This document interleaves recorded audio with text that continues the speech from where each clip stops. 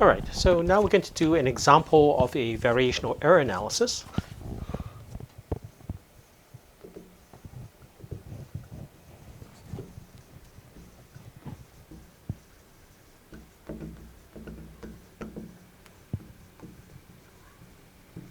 So the basic idea, of course, is to compare the computable discrete Lagrangian with the exact discrete Lagrangian.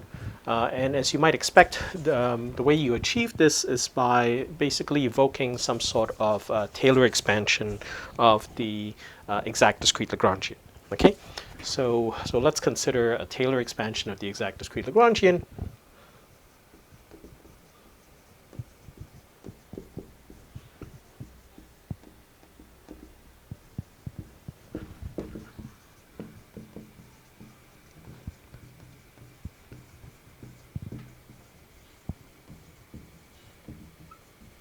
Okay, and what basically you end up doing, if you will, is that you exploit the fact that you know something about the integral of the action. You're going to evaluate the action on a solution of the Lagrange equations, and so you leverage that in computing. It's like this expansion of the exact discrete Lagrangian.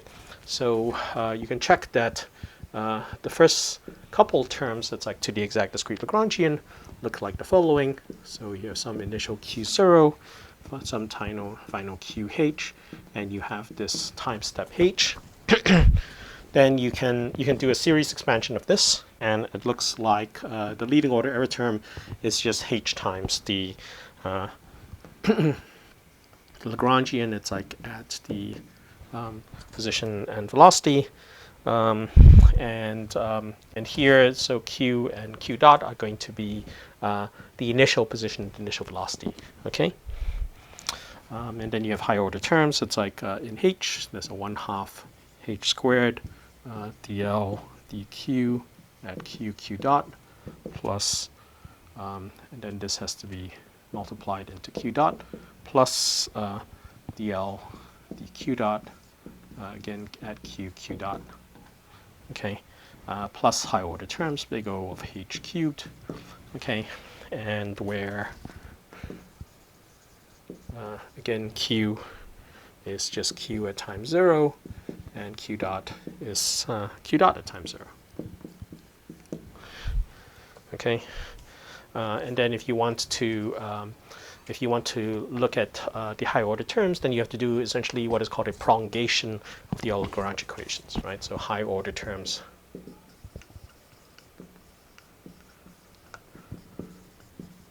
sort of come from a prolongation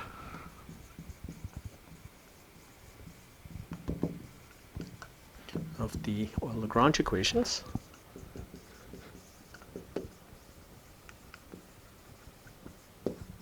And that's really just a fancy way of saying that you do this kind of implicit differentiation. It's like what you do. It's like when you're trying to compute the Taylor expansion of, say, the exact flow map, when you just happen to know just the differential equation which it satisfies, right? So so you write down, for example, that the total time derivative is the partial time derivative plus the vector field times the partial derivative with respect to, say, position, and so on, right? So now it's a high order differential equation. It's like, so you have to worry about that as well, but the basic idea essentially remains the same. Okay, anyhow, so you have, it's like these sort of first two terms. So let's see how you can then use, it's like this sort of partial expansion of the exact discrete Lagrangian to then say something about the order of accuracy of some numerical methods. Okay, so let's look at an example, if you will, of a variational integrator or a discrete Lagrangian.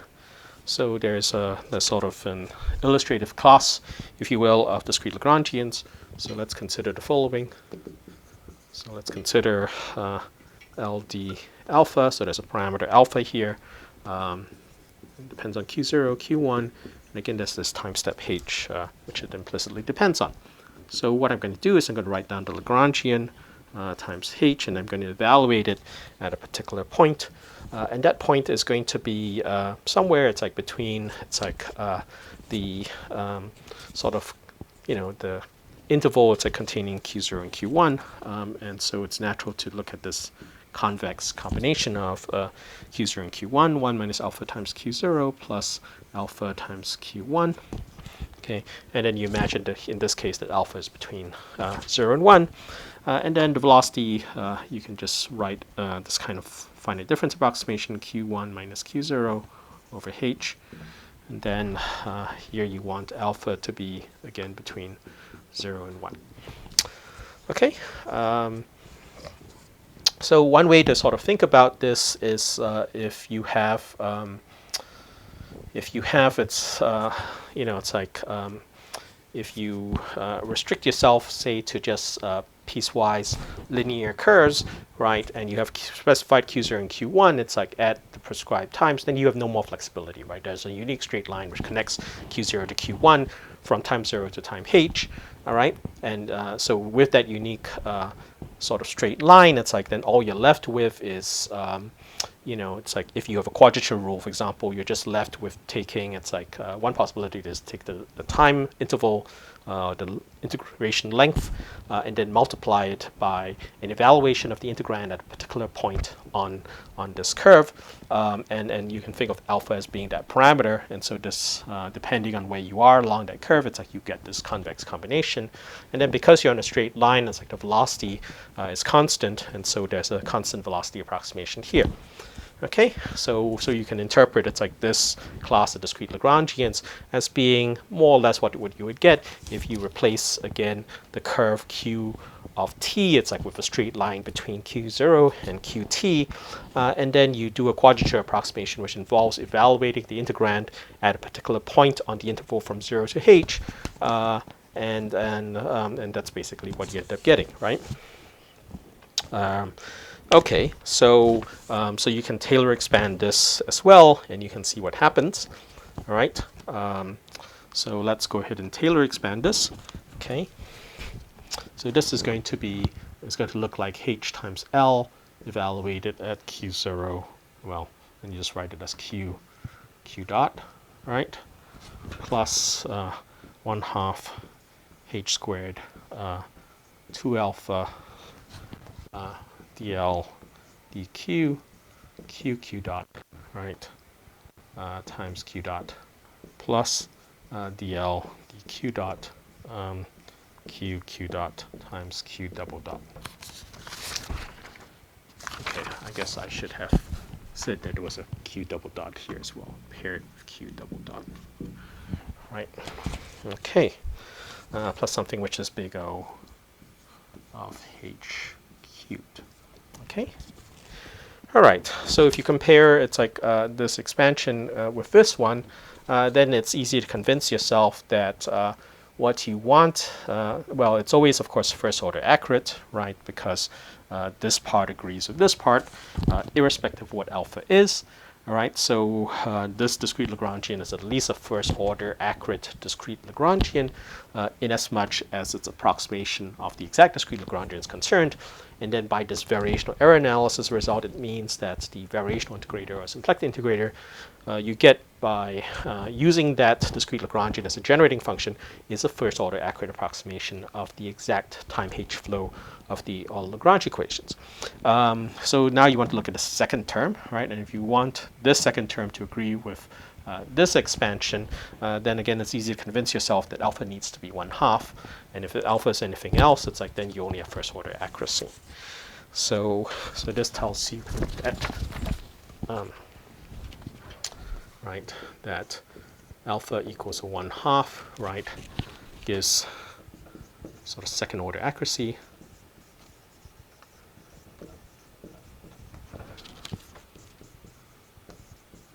And then you have first order. And then if alpha is not equal to 1/2, you get first order accuracy.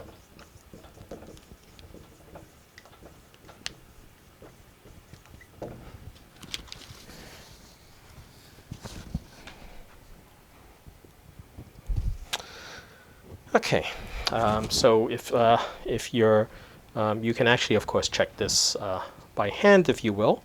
All right, and so let's see how you can do that.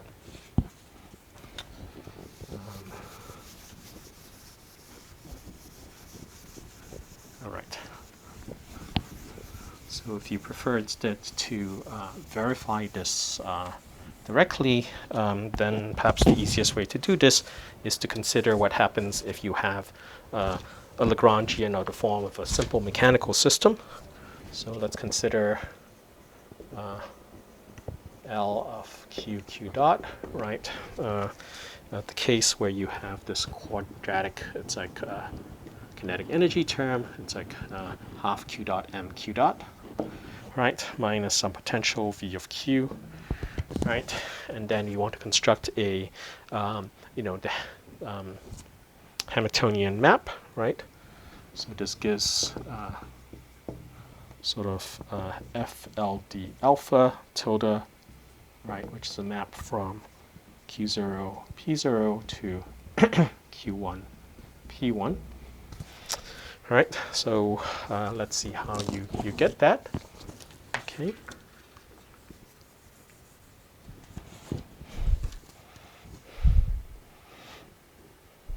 Okay, so you can check that when you substitute this Lagrangian into this discrete Lagrangian, okay, then the equations you end up getting,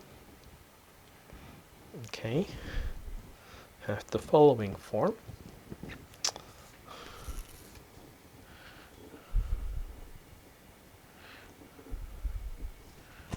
You can write down Q1 minus Q0 over H is equal to M inverse alpha P0 plus 1 minus alpha P1. Right, that's one of the equations.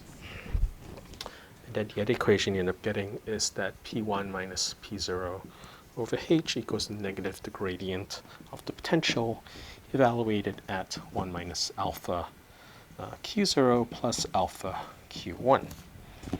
Okay, and you can check that this method is going to be explicit. So this method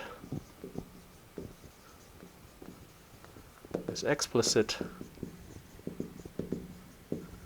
if alpha equals to 0 or 1. Okay. And it becomes just the midpoint rule if alpha equals to 1/2, right? Which we already know is second order accurate, so it's consistent with the variational error analysis result, which I'm actually just about erasing now, right? It is the midpoint rule.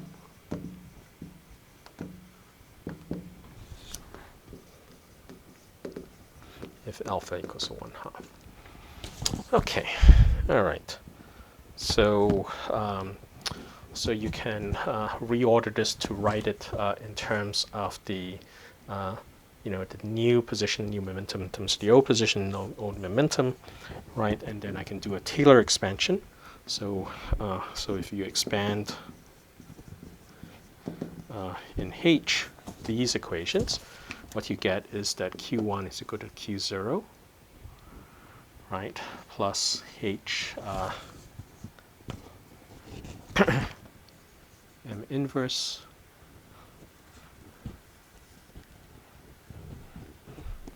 right P0 minus 1 minus alpha H squared, the gradient of the potential at Q0 plus something which is big O of H cubed. Okay, and then the momentum is equal, the new momentum is equal to the old momentum minus H times the gradient of the potential at Q0 minus alpha H squared, the gradient. Okay, so it's like the Hessian of the potential times M inverse times P0 plus something which is big O of H cubed as well.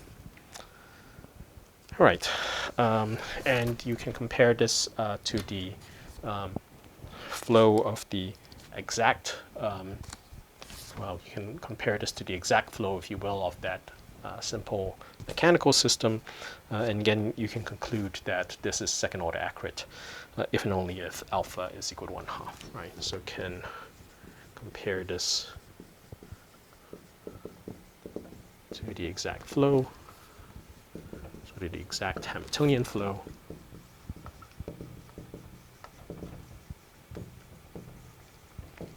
Map, and conclude that this is second order.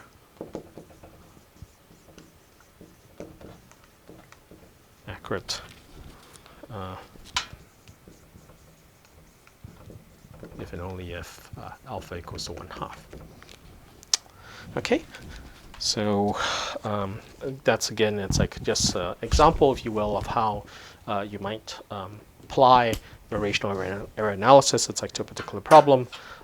So as you see, it's like it still involves doing some sort of Taylor expansion, but by its nature, this is usually much simpler, if you will, than trying to the variational error analysis approach, if you will, is oftentimes much simpler than trying to directly evaluate the order of accuracy. It's like of the numerical method. Okay, and I think more importantly, there have been results. It's like due to a former student of mine and myself, James Hall. Okay, where we show basically that if you have a quadrature rule which is somehow accurate enough, and you have a function space with some sort of best approximation error, then the discrete Lagrangian you construct from this in a very, very natural way gives you sort of a discrete Lagrangian whose error is related to this best approximation error. So more or less what that basically means is that instead of trying to prove these kind of order of accuracy results after the fact, you have a bunch of meta theorems which more or less say that if you choose good approximation spaces and you choose good quadrature rules, then you get a good numerical integrator. And you can just, it's like apply, if you will, that meta theorem in order to construct variational integrators which are adapted to the problem which you're interested in. So let me just stop here for now.